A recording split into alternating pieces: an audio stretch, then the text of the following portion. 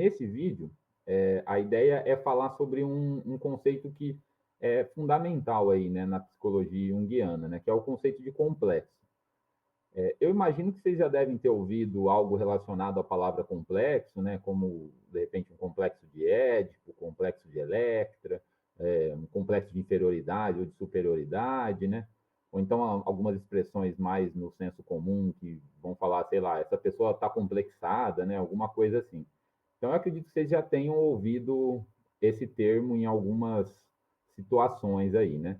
E esse termo, como alguns outros também, ele acabou caindo um pouco no senso comum, né? E aí a gente precisa trazer um pouquinho de volta aí para aproximar ele da psicologia complexa do Jung, de como ele tá, como esse conceito está colocado na própria psicologia do Jung e não nesse senso comum, né?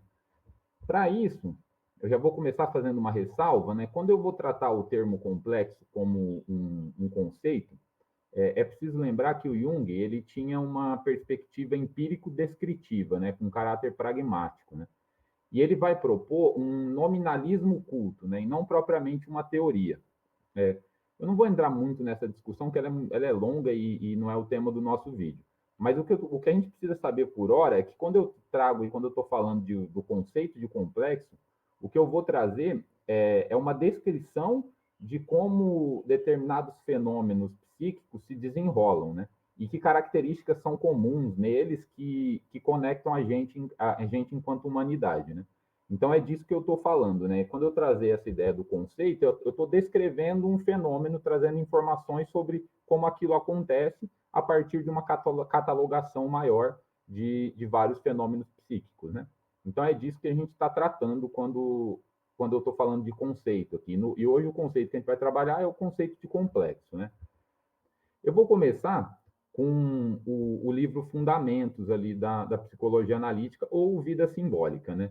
Esses trechos que eu recortei, eles estão na terceira conferência, né? O livro está organizado em conferências e esse está dentro da terceira conferência. Nesse texto, o Jung já traz um primeiro conceito aí de complexo, né? Ele vai falar que um complexo ele é um conglomerado de associações. Essas associações, às vezes, elas têm caráter traumático, outras apenas doloroso e altamente acentuado, né?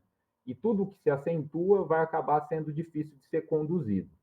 Para isso, o Jung dá um exemplo dele mesmo ali na palestra, né? Ele está falando, como eu estou aqui fazendo essa conferência para vocês, o tema é importante para mim.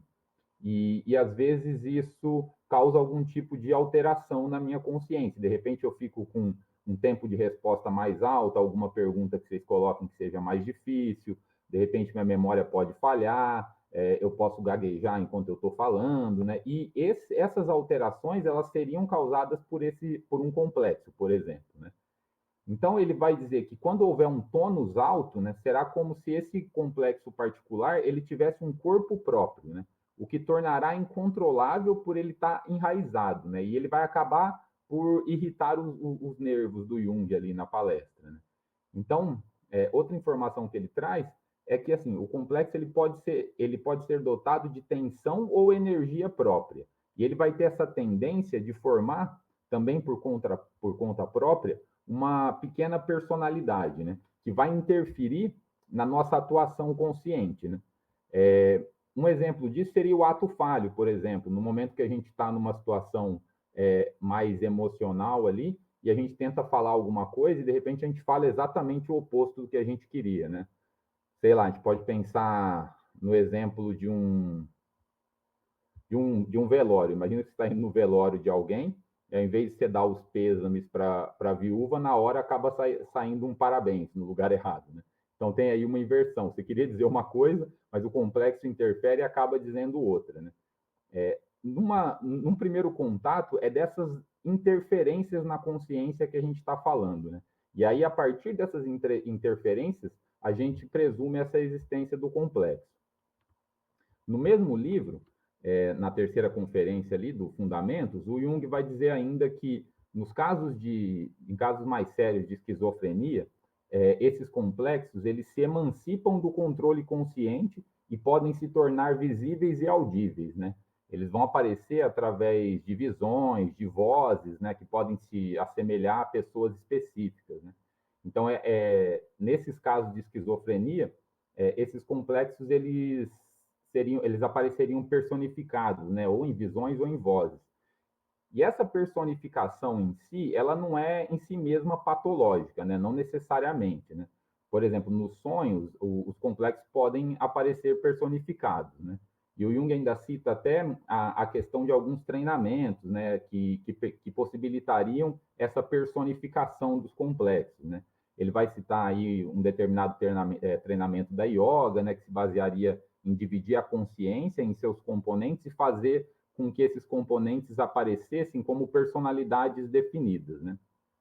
Então, isso seria uma possibilidade. Então, não necessariamente a personificação desses complexos, ela é uma coisa patológica em si mesmo, né?